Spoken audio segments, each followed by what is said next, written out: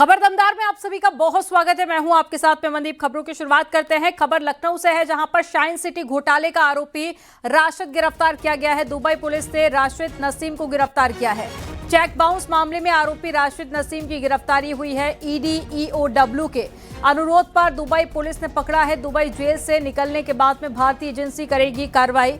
आरोपी राशिद नसीम को डिपोर्ट करना आसान होगा। राशिद नसीम और कंपनी पर भारत में 554 मुकदमे दर्ज है। ईडी ने राशिद नसीम पर मनी लॉन्ड्रिंग का मुकदमा भी दर्ज किया है।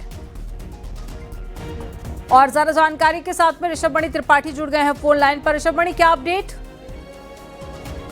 देश का बहुत ही बड़ा आर्थिक भगोड़ा अपराधी है राशिद नसीम। उत्तर प्रदेश में ही अकेले 554 इसके ऊपर FIR दर्ज है। इन्हीं FIR की आधार पर ईडी ने भी इसके खिलाफ मनी लॉन्ड्रिंग का मामला भी दर्ज कर रखा है। यही नहीं, जो सबसे सख्त कानून है आर्थिक भगोड़े अपराधियों के लिए, FIO एक्ट के तहत भी इसके खिलाफ कार्रवाई हुई है। कि दुबई में जा छिपा था और दुबई में इसका वीजा एक्सपायर हो गया, तो ये बताया जा रहा है कि यहाँ उसको डिपोर्ट किया जाना था। इससे बचने के लिए एक छोटे मोटे अपराध में वो खुद दुबई जेल चला गया। इस वक्त दुबई पुलिस प्रशासन की निगरानी में जेल के अंदर वो है और अब उसको डिपोर्ट कराने की यहाँ से तैयारी चल रही है। चूंकि ईडी और उत्तर प्रदेश की EOW, इन दोनों की ओर से इसके एक्सट्राडिशन की कार्रवाई ऑलरेडी चल रही है दुबई की कोर्ट में और इसके खिलाफ रेड कॉर्नर नोटिस भी जारी है। लेकिन इसका वीजा एक्सपायर हो चुका है, तो जैसे ही ये जेल से बाहर आएगा तो इसको भारत डिपोर्ट कराने की कार्रवाई शुरू हो जाएगी। तो एक बड़ी कामयाबी हो सकती है यहाँ उत्तर प्रदेश पुलिस या ये कह लें कि ईडी के लिए, क्योंकि यहाँ पर उसने सैकड़ों निवेशकों के करीब 2000 करोड़ से रुपए से अधिक की धनराशि लेकर ये भाग चुका है। इसके गिरोह के तमाम लोग जेल में हैं, लेकिन राशिद नसीम बीते कुछ साल से दुबई में छिपा हुआ था। तो अब इसका वीजा एक्सपायर हुआ है, लिहाजा इस कार्रवाई से बचने के लिए कि इसको भारत वापस डिपोर्ट किया जाए, छोटे मोटे अपराध में वो खुद ही चेक बाउंसिंग के मामले में उसको दुबई पुलिस ने गिरफ्तार किया और जेल भेज दिया है। अब केंद्रीय एजेंसियां भी पूरी कोशिश कर रही हैं कि जेल से बाहर आते ही उसको भारत डिपोर्ट कराया जाए। तो बिल्कुल प्रशासन की ये एक बड़ी कामयाबी है, जिस पर कई सारे मुकदमे दर्ज थे। फिलहाल उसकी अब जल्द ही गिरफ्तारी होने वाली है। जानकारी देने के लिए बहुत शुक्रिया आपका।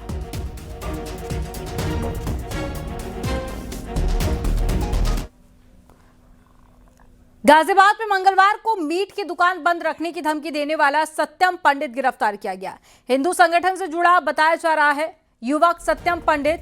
युवक का मीट की दुकान चलाने वालों को धमकाने का वीडियो वायरल हुआ था और वायरल वीडियो में मंगलवार को युवक मीट की दुकान ना खोलने देने की धमकी दे रहा था। दुकान खोलने पर आग लगाने की धमकी दी थी। कोतवाली घंटाघर क्षेत्र का वीडियो है जो सोशल मीडिया पर भी वायरल हुआ। पुलिस ने वायरल वीडियो के आधार पर आरोपी सत्यम पंडित को गिरफ्तार कर लिया।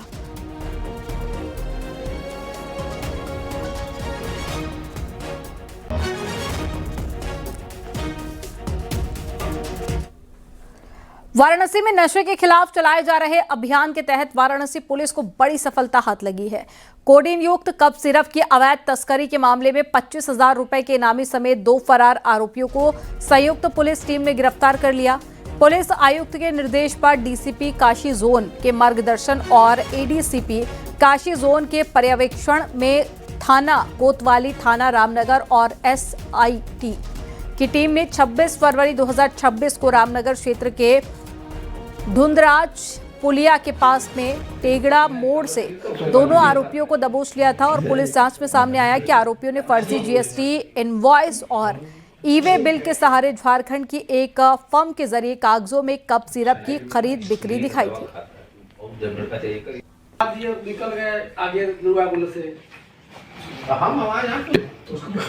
कोडीन युक्त कप सिरप मामले में सतत हम कार्रवाई कर रहे हैं। अभी तक हमने 23 लोगों को गिरफ्तार किया है। कई करोड़ों की प्रॉपर्टी सीज की है डिफरेंट सेक्शंस में। इसी के संदर्भ में हमारे 2 वंचित मनोज यादव और लक्ष्य यादव को कल हमारी पुलिस ने गिरफ्तार किया है रामनगर से। ये दोनों लोग वांछित थे हमारे मुकदमे में। इनकी संलिप्तता इस प्रकार से थी, शैली ट्रेडर से मनोज यादव का जो फर्म है सिंडिकेट इंटरप्राइजेस, उसने 1,26,000 बॉटल्स खरीदी थी। ये सारी बॉटल सिर्फ कागजी तौर पे खरीदी थी और इनको सभी बॉटल्स को डाइवर्ट किया जाता था इंडो बांग्लादेश बॉर्डर के लिए। पर बॉटल 10 रुपए कमीशन था मनोज यादव का। और इससे जो संपत्ति अर्जित थी ये LMS इंफ्राटेक नामक एक फर्म था, उसमें ये निवेश करते थे। खबर नोएडा से है, जहां पर ट्रांसफार्मर फटने से हादसा हो गया। सेक्टर 18 मल्टी लेवल पार्किंग के पास में ट्रांसफार्मर फट गया। हादसे में 4 लोग गंभीर रूप से घायल हो गए हैं। पुलिस ने घायलों को अस्पताल भिजवाया, जहां उनका इलाज जारी है।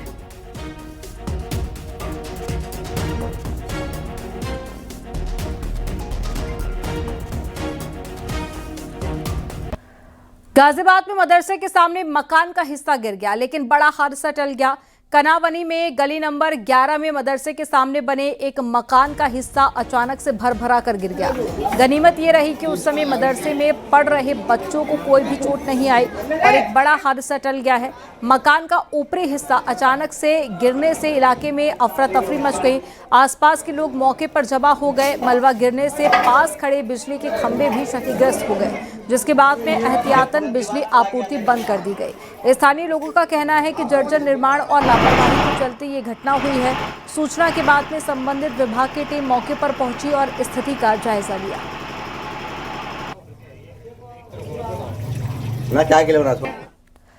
आगरा के थाना एकता क्षेत्र में देवरी रोड बगीची चौराहा स्थित सागर हॉस्पिटल में 24 साल की महिला की इलाज के दौरान मौत हो गई और महिला को डिलीवरी के लिए अस्पताल में भर्ती कराया गया था। परिजनों ने इलाज में लापरवाही का आरोप लगाते हुए हंगामा किया और देवरी रोड पर जाम लगा दिया। सूचना पर एसीपी सहित भारी पुलिस बल मौके पर पहुंचा और परिजनों को समझाने में जुट गया और पीड़ित परिवार अस्पताल के खिलाफ कार्रवाई और साथ ही मुआवजे की मांग कर रहा है। पुलिस मामले की जांच कर रही है।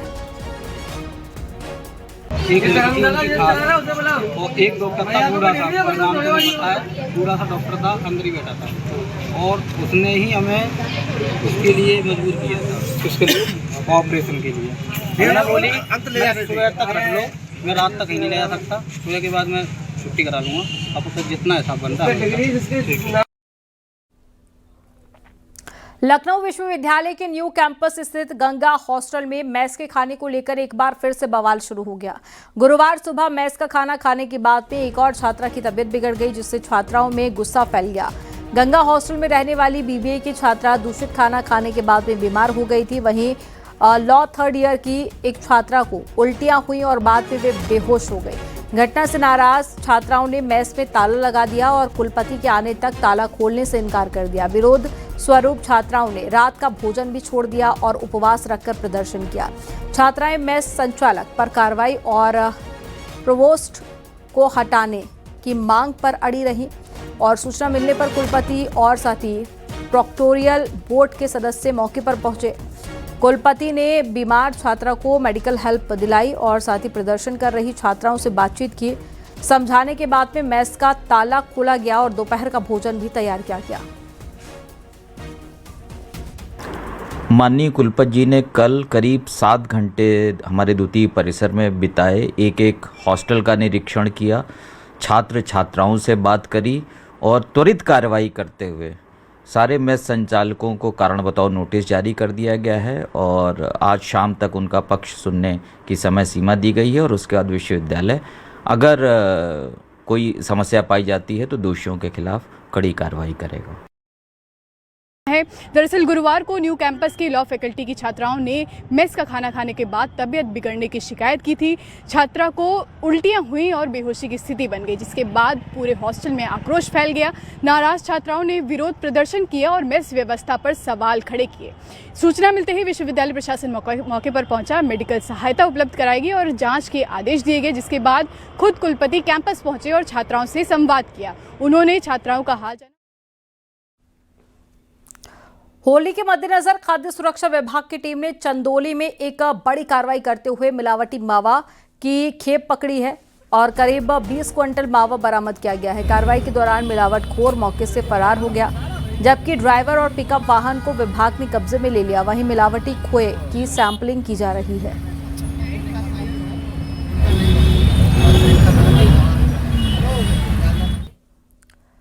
लखनऊ में खाद्य सुरक्षा ने शहर के अलग अलग इलाकों में छापेमारी की है। छापेमारी कर 10,415 किलो मसाले और खोए भी जब्त किए गए हैं। इसकी अनुमानित कीमत 55.91 लाख रुपए है। वहीं 1 क्विंटल 12 किलो एक्सपायर्ड मिठाई नष्ट कराई गई है और 15 नमूने जांच के लिए लैब भेजे गए हैं।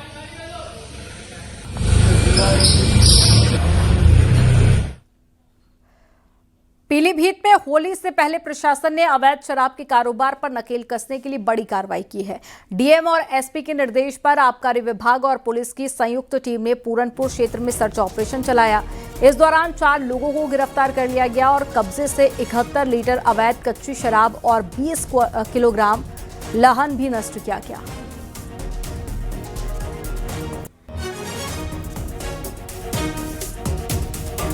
अयोध्या में राम मंदिर के निर्माण में जिस पत्थर कटिंग मशीन के अहम भूमिका निभाने की खबर सामने आई थी, अब उसे संरक्षित किया जाएगा।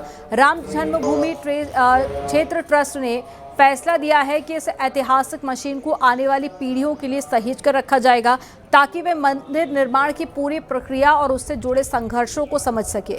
राम मंदिर निर्माण के लिए जिन विशाल बंशी पहाड़पुर के पत्थरों से मंदिर तैयार हुआ है, उसकी तराशी और नक्काशी का काम राम सेवकपुरम में ही किया गया था। श्री राम जन्मभूमि न्यास के माध्यम से कार्यशाला सितंबर में स्थापित जब हुई थी, तब से मंदिर के निर्माण में प्रयुक्त होने वाले पत्थरों पर नक्काशी का काम प्रारंभ हुआ था। तत्पश्चात उसी दौरान जो है एक बड़े कटर मशीन की स्थापना हुई और 1998 में राम सेवकपुर में इसी प्रकार से एक कटर मशीन को लगाया गया। ये कटर मशीन जो है लाखों रुपए की है और भविष्य में आने जो लोग हैं, यानी जो पीढ़ियाँ हैं, उन्हें जानकारी प्राप्त होनी चाहिए कि ये बड़े बड़े पत्थरों को नक्काशी करके काट कर छांट कर तब ये मंदिर के निर्माण का मार्ग प्रशस्त हुआ है और इसे संरक्षित रखने का कार्य जो है श्री राम जन्मभूमि तीर्थ क्षेत्र करेगा भविष्य में, ऐसा हम सबको विश्वास है। मथुरा में एसएसपी ने पुलिस कर्मियों को सम्मानित किया। लठमार होली के दिन ड्यूटी को बखूबी निभाया गया था और साथ ही जान की परवाह किए बिना भीड़ में जो दबे हुए लोग थे उन्हें बचाया गया था, जिसको लेकर सम्मानित किया गया। 19 पुलिस कर्मियों को 25,000 का नगद इनाम देकर उनका मनोबल बढ़ाया गया और उनके कार्य की प्रशंसा की गई।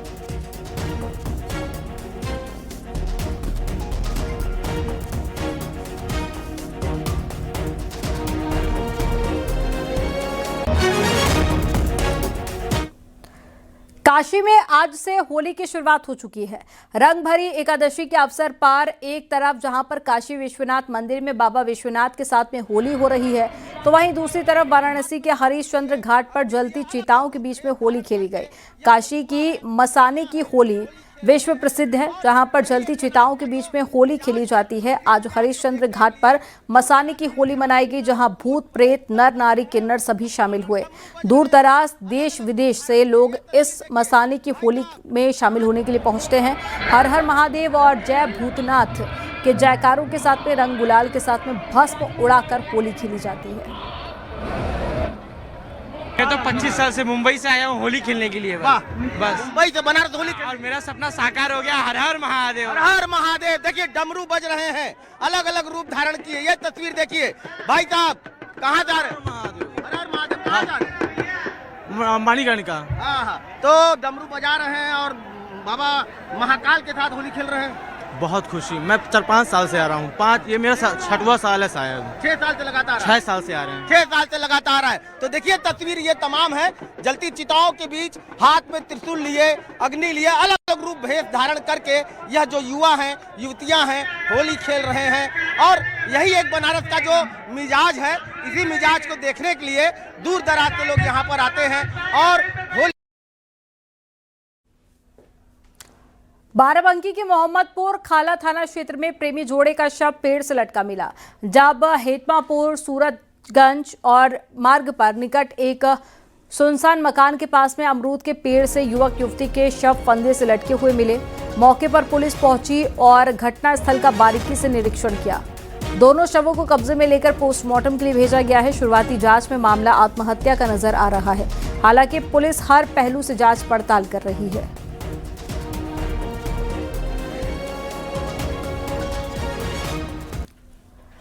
इटावा के डॉक्टर भीमराव अंबेडकर राजकीय संयुक्त चिकित्सालय में प्रभारी मंत्री धर्मवीर सिंह के सामने आ गया, जिसके बाद में प्रभारी मंत्री ने सीएमओ को कार्रवाई के लिए कड़े निर्देश दिए हैं। दिव्यांग महिला ने 1000 रुपए घूस लेने का आरोप लगाया। कहा कि 1000 रुपए देने पर ही थायराइड जांच रिपोर्ट देने की बात कही है। प्रभारी मंत्री ने रिश्वत का मामला सामने आने के बाद तो इटावा के सीएमओ डॉक्टर बीके सिंह को तत्काल प्रभाव से जांच कर कार्रवाई करने के निर्देश दिए।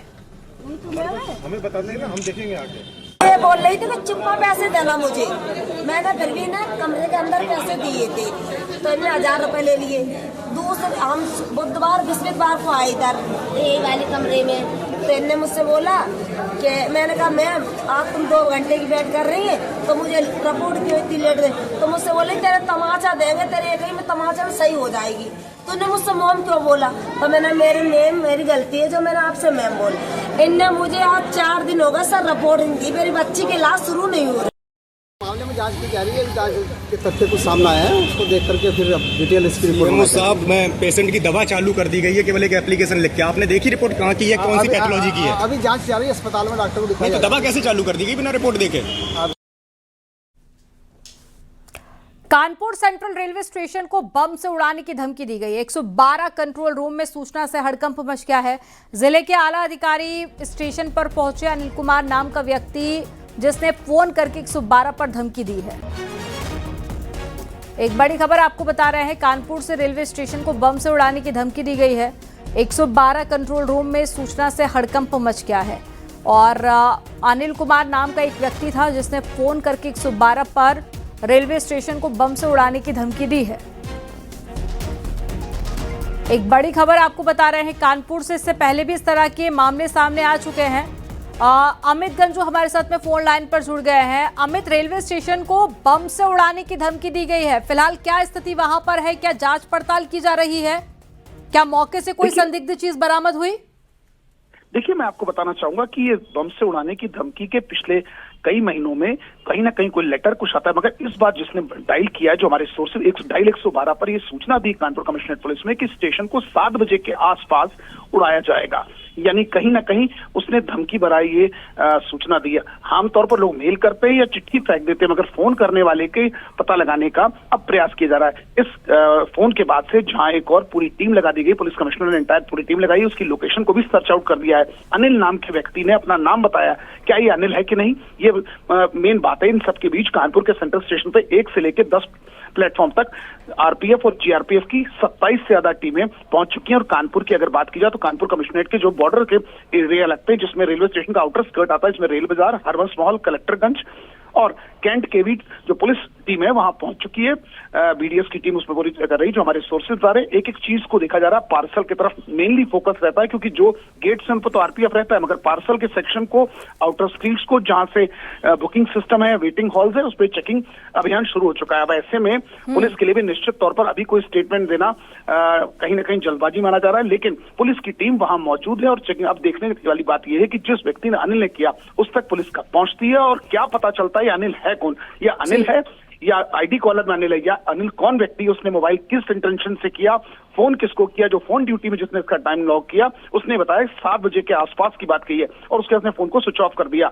अब माना जा रहा है कि बहुत जल्द पुलिस उस तक पहुंचेगी और ये भी पता लगाने का प्रयास किया जाएगा ये साजिश है। ठीक है अमित, पूरे मामले को लेकर आप नजर बनाए रखिएगा। जानकारी देने के लिए बहुत शुक्रिया आपका।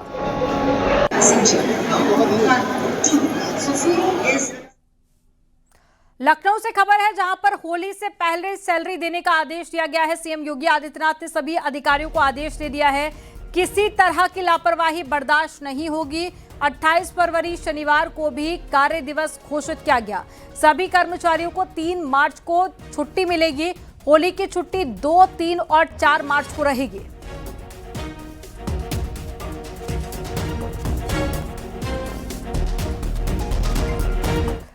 सीएम योगी आदित्यनाथ के जापान और सिंगापुर दौरे से आया निवेश यूपी को $1 ट्रिलियन इकोनॉमी बनाने की तरफ बड़ा कदम माना जा रहा है।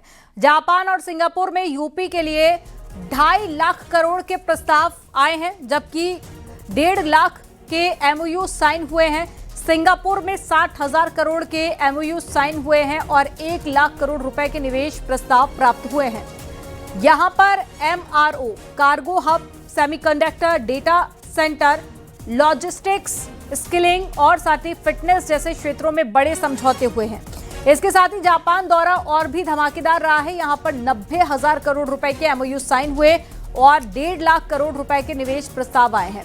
कृषि machinery, auto components, semiconductor, data centre, green hydrogen, compressed biogas, logistics और साथ ही वेयर हाउसिंग निवेश के मुख्य क्षेत्र रहे।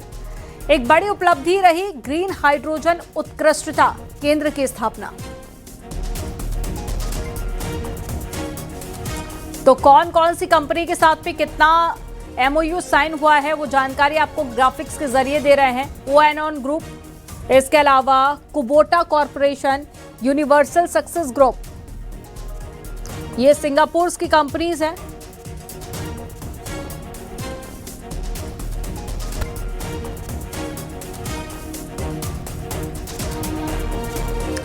बीजेपी प्रदेश अध्यक्ष पंकज चौधरी का बुलंदशहर में कार्यकर्ताओं ने स्वागत किया। इस दौरान पंकज चौधरी पार्टी के प्रशिक्षण शिविर में शामिल हुए। उन्होंने कार्यकर्ताओं से 2027 के लिए एकजुट होने को कहा है। पंकज चौधरी ने कहा है कि पूरे प्रदेश में ऐसे शिविर आयोजित किए जा रहे हैं। वहीं पंकज चौधरी ने अखिलेश पर भी निशाना साधा। उन्होंने 100 विधायक वाले बयान को अखिलेश की हताशा बताया। क्या आपको लगता नहीं कि उनका हताशा बोल रहा है? आशुतोष महाराज का दावा क्योंकि हताशा इसलिए बोल रहा, मैं कह रहा हूँ कि 2000 शिक्षण पे कोई सवाल कर लीजिए आप। 2017 के बाद से उत्तर प्रदेश का जिस प्रकार से स्थिति बदली है, जो जातिगत राजनीति करते थे, आज कहीं ना कहीं उनको दुकान बंद हो चुकी है। उस हताशा में वो कह रहे हैं कि 100 विधायक लेकर कोई डिप्टी सीएम आ जाए। पॉक्सो एक्ट के मामले में स्वामी अविमुक्तेश्वरानंद को इलाहाबाद हाईकोर्ट ने बड़ी राहत दी है। हाईकोर्ट ने स्वामी अविमुक्तेश्वरानंद की गिरफ्तारी पर 3 हफ्ते तक रोक लगा दी है। 15 मार्च के बाद में अग्रिम जमानत की याचिका पर कोर्ट अपना फैसला सुनाएगा।